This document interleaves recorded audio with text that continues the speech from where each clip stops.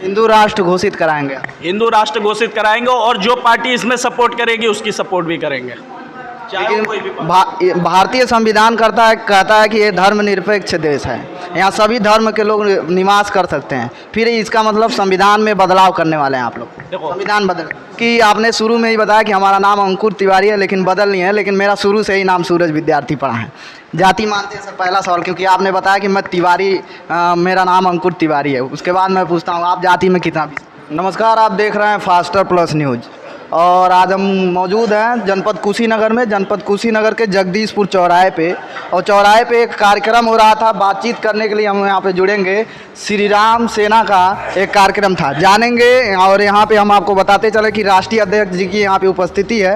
बातचीत करेंगे कि श्री राम सेना का आज कैसा कार्यक्रम रहा। नेताजी बहुत बहुत स्वागत है आपका। मैं सर्वप्रथम अपने प्रेस के साथियों को जय श्री राम बोलना चाहूँगा। जी सर, हम कैसा इस कार्यक्रम का क्या उद्देश्य रहा सर? मैं पूरे भारतवर्ष में हिंदुत्व के लिए, हिंदू राष्ट्र बनाने के लिए, जनसंख्या नियंत्रण के लिए, लफ्ज़ जिहाद जो हमारे देश के अंदर आज भयावह रूप लिए बैठा है, उसके विरोध में जो यहाँ का मुस्लिम समाज ये कहता है कि हम असुरक्षित हैं यहाँ पर, फिर वो कहाँ सुरक्षित हैं? उसके लिए अगर वो असुरक्षित मानते हैं अपने को, तो वो यहाँ से पलायन कर जाएं पाकिस्तान, उसके लिए। और हमारे जो हिंदू भाई, जब डिवाइड हुआ था ये देश और वहाँ पर 15% की जनसंख्या थी, आज 1% भी नहीं है।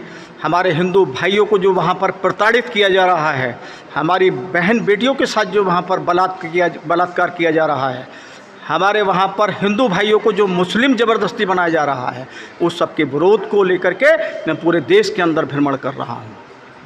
अभी देखा जाए कि आप जैसा बता रहे हैं कि हिंदुओं के ऊपर जो है अत्याचार हो रहे हैं, लेकिन देखा जाता है हिंदू हितैषी ही कई सारे संगठन हैं, जैसे बजरंग दल ले लिया जाए, करणी सेना ले लिया जाए, RSS ले लिया जाए, लेकिन फिर भी अत्याचार बढ़ते जा रहे हैं। क्या कारण रह रहा है? क्या कर रही है ये सब संगठन, क्या कर रहे हैं? इसका मुख्य कारण है, जैसे कि आपने पूछा मुझसे, उसका मुख्य कारण है कि हिंदुओं में एकता नहीं है। मैं अपने हर मंच से कहता हूँ, जिस प्रकार से महिला की दुश्मन होती है, उसी प्रकार से हिंदू हिंदू का दुश्मन है। आप देख लीजिए, देश के अंदर जितनी भी राजनीतिक पार्टियां हैं, सबके मुखिया कौन है? सब हिंदू हैं। मैं नाम नहीं लेना चाहूँगा क्योंकि मेरा ये राजनीतिक मंच नहीं है, मैं नाम नहीं लेना चाहता। लेकिन आप देख रहे हैं देश के अंदर जो विरोधी हैं वो कौन हैं? सब हिंदू हैं। मंदिरों में वो जाते हैं, पूजा करते हैं, अपने विजय भव के लिए प्रार्थना करते हैं, लेकिन मन से हिंदुओं के विरोधी हैं वो, क्योंकि उनको वोट लेना है। मुस्लिमों के वोट के खातिर वो सब मन से ऐसा बोल रहे हैं। मैं उनका विरोधी हूँ। राम सेना का जो कार्यक्रम रहा है, यहाँ से आपके द्वारा क्या संदेश दिया गया है लोगों को? मैंने अपने कार्यकर्ताओं को संदेश दिया है कि वो शपथ ग्रहण करें, संकल्प लें कि हम हर मंगलवार को मंदिर में जाकर के हिंदुओं को एकत्रित करने के लिए, एक सूत्र में पिरोने के लिए हनुमान चालीसा का पाठ करेंगे, आरती करेंगे। और हमारी श्री राम सेना एक कार्य भी कर रही है, जो मैंने अभी कार्यकर्ताओं के बीच में नहीं रखा था, लेकिन मेरे साथी हैं, युवा साथी अंकुर तिवारी जी, उन्होंने रखा था। श्री राम मंदिर निर्माण जीर्णोद्धार समिति, श्री राम सेना मंदिर निर्माण जीर्णोद्धार समिति, उसका गठन हम इसलिए कर रहे हैं कि जितनी भी देश के अंदर मंदिर जीर्ण शीर्ण पड़े हुए हैं, उसमें हम भीख मांग करके करें, चाहे अपने साथियों से मांग करके करें, उनका हम जीर्णोद्धार करेंगे। जहाँ जहाँ मूर्तियों को तोड़ा गया है या टूटी हुई पड़ी हैं, उन मूर्तियों की स्थापना कराएंगे और वहीं की एक समिति बना करके उस समिति को उस मंदिर को सौंप देंगे और वहाँ के साथियों से संकल्प लेंगे कि हर मंगलवार को यहाँ पर आरती, पूजा पाठ और हनुमान चालीसा का पाठ होना चाहिए, जिससे हिंदू एक सूत्र में आ सके, एक सूत्र में पिरोया जा सके उनको। नेताजी जाति मानते हैं? मैं जातिवाद का सख्त विरोधी हूँ। मैंने अभी अपने मंच से कहा था, अपने अभिभाषण में जहाँ भी मैं बोलता हूँ, उद्बोधन में मैं ये बोलता हूँ कि मुस्लिमों में भी जातियाँ हैं, लेकिन हमारे प्रेस के मीडिया साथी भी उनकी जातिवाद को नहीं उनको गिनाते हैं। और हिंदुओं को, चूँकि उनमें एकता नहीं है, मैं उनको एक सूत्र में इसलिए पिरोना चाहता हूँ।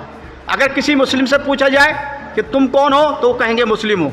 अगर हमारे हिंदू भाई से पूछा जाए कि तुम कौन हो तो वो अपनी जाति बता देगा। सबको यही संदेश है मेरा। धन्यवाद। इसी के साथ हम आपको बता दें कि केंद्रीय कार्यालय के सचिव हैं अंकुर विद्यार्थी जी। संयोग से सर हमारा भी नाम सूरज विद्यार्थी है और आज आपसे मुलाकात हो गई है। चूँकि आपने शुरू में ही बताया कि हमारा नाम अंकुर तिवारी है लेकिन बदल नहीं है, लेकिन मेरा शुरू से ही नाम सूरज विद्यार्थी पड़ा है। जाति मानते हैं सर पहला सवाल, क्योंकि आपने बताया कि मैं तिवारी, मेरा नाम अंकुर तिवारी है। उसके बाद मैं पूछता हूँ आप जाति में कितना विश्वास? अगर मैं जाति मानता तो मैं तिवारी ना लिखता। ऐसा क्या हो सकता है? अगर मैं जाति मानता तो मैं तिवारी ना लिखता। आरएसएस की विचारधारा ये बोलती है कि कभी जातिवाद ना करो। जातिवाद कभी भी संगठन, कोई भी संगठन हो, जातिवाद नहीं चलती है। ये भ्रम है। ये राजनीतिक दलों के नेताओं ने ये भ्रम फैला रखा है कि आज की राजनीति जितनी भी हो रही है वो सब जातिवाद हो रही है। मैं जातिवाद पे कोई भरोसा ना रखता हूँ। मेरे पास हिंदू भी आए वही फ़र्क पाएगा। और हिंदू में जो भी कैटेगरी के लोग हैं, वो चाहे ब्राह्मण हो, ठाकुर हो, बनिया हो, चाहे जो भी बिरादर की हो, वो जैसे आएगा। जितना सम्मान एक ब्राह्मण को मैं दूंगा उतना ही सम्मान मैं उस व्यक्ति को भी दूंगा। मैं आज तक कभी किसी को अंकुर तिवारी अगर उनका नाम है या नवनीत मिश्रा नाम है तो मैं कभी नवनीत मिश्रा नहीं कहता, नवनीत जी कहता हूँ, या सीपी चंद गुप्ता जी हैं या गोरखपुरी जी हैं। ये सभी लोगों को मैं कभी इनके टाइटल नेम लेके मैं नहीं बुलाया, क्योंकि मैं जातिवाद नहीं करता हूँ। जब भी जिसको भी बुलाया हो उनके नाम के बाद जी लगा के, ये हमारे संगठन की मुख्य भाषा है कि आपसे छोटा हो या बड़ा उसको जी लगा के अवश्य बोले। अभी आप मंच से संचालन कर रहे थे, काफ़ी अच्छी बातचीत शैली रही आपकी, लेकिन उसी में आप बोल रहे थे कि 5 तारीख को जो है राम मंदिर का पूजन हुआ था और उसी का विरोध जो है कांग्रेस पार्टी के लोग कर रहे हैं काला कपड़ा पहन के। लेकिन कांग्रेस पार्टी तो कह रही है कि हम महंगाई का विरोध कर रहे हैं, भ्रष्टाचारी का विरोध कर रहे हैं। आप कैसे जान रहे हैं? 5 तारीख को ही महंगाई की विरोध कर सकती है और कोई दिनांक नहीं उनके लिए निर्धारित हुआ है। लोग भी तो हो सकता है। ऐसा कुछ नहीं है। ये हमारे विरोधी पार्टियों का एक दल है कि आज से 2 साल पहले माननीय प्रधानमंत्री जी हमारे अवध क्षेत्र में अयोध्या में पधारे थे जब हमारे जन्मभूमि का पूजन किया गया था। 5 अगस्त को ये पूजन हुआ था। क्या 5 अगस्त से पहले ये अपनी महंगाई के विरोधी का धरना प्रदर्शन नहीं दे सकते? क्या ये काला कपड़ा में पहन के धरना प्रदर्शन देना उचित है? अन्य कपड़े में भी हम दे सकते हैं। अगर हम वाइट पहने तभी हम नेता माने जाएंगे? कल को मैं टी शर्ट पहन लूँ तो नहीं नेता माना जाऊँगा? ये गलत बात है कि वो बोल रहे महंगाई की वो है। ये मूल रूप से बातें आ रही हैं तो सिर्फ अयोध्या राम मंदिर के विरोध के लिए ये काले कपड़ा पहन के उसी दिनांक पे प्रदर्शन कर रहे हैं। हाल ही में एक इंटरव्यू हम लोगों ने लिया था, कांग्रेस पार्टी के नेता थे, उन्होंने बताया कि जब अन्य विरोधी पार्टियों को जो है कुछ नहीं मिलता है तो श्री राम का नारा लगा करके श्री राम के नाम पे जो है भ्रम फैलाते हैं आप लोग। सेम वही कंडीशन अगर देखा जाए तो यहाँ पे है। क्या सही वो कह रहे हैं? किसी पार्टी के लिए काम नहीं कर रहे हैं। हमारा कोई अपना अन्य पार्टी नहीं है। हमारा पार्टी एक है अराजनीतिक संगठन जो श्री राम सेना है।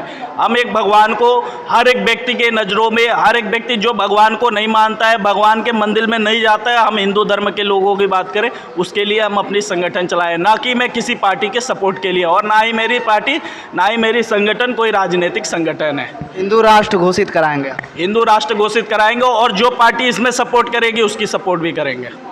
लेकिन भारतीय संविधान कहता है कि ये धर्मनिरपेक्ष देश है, यहाँ सभी धर्म के लोग निवास कर सकते हैं। फिर इसका मतलब संविधान में बदलाव करने वाले हैं आप लोग? देखो, संविधान बदल, जाति यहाँ पे बहुत है, मुस्लिम भी बहुत है, अन्य जातियों के भी लोग गए हैं, मुस्लिम है, हिंदू है, मुस्लिम है, सिख ईसाई है। लेकिन आप रहो, इसके लिए कोई यहाँ पे आपको रोकबंदी नहीं लगी है। रोकबंदी जब लगी है कि आप इसी देश की नमक खा के और इसी देश की बुराई करें तो ये सबसे बड़ी देश की विरोधी कार्य है। इसलिए उनको यहाँ से भगाने की प्रयास किया जाए। छोटा सा सवाल सर कि जनसंख्या में हम लोग ज़्यादा हैं, हिंदू ज़्यादा हैं, 15 से 17% जो है मुसलमान है, फिर खतरा कैसे हम ही लोगों पे बना रह रहा है हमेशा? ये है कि हमारे हिंदू भाई जो है ना, जो इसमें ऐसा नहीं है कि हर एक व्यक्ति में हिंदुत्व ही बढ़ा हुआ है। कुछ लोग तो मुसलमानों के दरवाजे पे जाके चौकीदारी करते हैं। इस चीज़ को मैं मानता हूँ कि अगर आप अपने दरवाजे पे उस व्यक्ति को बुलाओ, जब जाके अपने देश में हिंदू राष्ट्र घोषित हो पाएगा। बहुत बहुत स्वागत है नेताजी आपका। आपने 2 प्रश्न किया। पहला प्रश्न ये किया कि कुछ लोग राम का नाम लेकर सत्ता प्राप्त कर लेते हैं, ठीक है। हमने राम का नाम लेकर सत्ता प्राप्ति किया। आपको कौन रोका है? अगर राम के नाम में वो जादू है तो आप क्यों नहीं लेते भाई? वो कहते हैं कि राम जो है राजनीति करने वाली चीज़ नहीं है, वो भगवान है, उनको पूजा किया जाता है, उसको राजनीति में मत लाइए। राम से कोई राजनीति नहीं करता। राम तो इस देश की पहचान है, इस देश की सांस्कृतिक विरासत है। राम को छोड़ करके तो हम जी ही नहीं सकते, पहली बात। दूसरी बात, आपने महंगाई पर कहा, महंगाई पर बोलने के लिए आपको कौन रोक रहा है? आप बोलिए ना भाई, आपको विरोध करने आता ही नहीं है। आप वो दिन तय करते हैं जो दिन राम जन्मभूमि के जीर्णोद्धार का दिन है, जो दिन धारा 370 हटाने का पुण्य दिन है, तो थोड़ा खटका लगता है और कोई बात नहीं है। विरोध करने का आपको हक है, आप विरोध कीजिए, विरोध से कोई घबराने वाला नहीं है। हम लोग धार्मिक और सामाजिक संगठन के लिए काम कर रहे हैं। धार्मिक और सामाजिक संगठन में काम करने का यह मतलब नहीं है कि हमारी राजनीतिक इच्छा कहीं नहीं होगी। हमारी राजनीतिक इच्छा भी है और संसार में एक ही मास्टर चाबी है जिससे संसार के सारे ताले खुलते हैं, और वो चाबी है राजनीति की। आप राजनीति नहीं करोगे तो अपनी विचारधारा को स्थापित कैसे करोगे? अगर भारत में मोदी जी सत्ता में नहीं आते तो क्या आप कल्पना कर रहे हैं कि 370 और राम मंदिर का निर्माण हो पाता? ये तो एक अधूरी बात थी। और आपको बताऊं, महंगाई कोई बड़ी बात नहीं है, समय के हिसाब से महंगाई है। ऐसी महंगाई नहीं है कि हम जान दे रहे हैं। हमने वह दिन भी देखा जब परिवारों में खाने को नहीं रहते थे। आज तो आवास है, लैट्रिन है, महिलाएं दिन भर पेट में गैस पालती थी, और बरसात में वह दुर्दशा होती थी। भाई साहब, सर आज का जो कार्यक्रम रहा, इसको क्या संदेश देंगे हमारे दर्शकों को?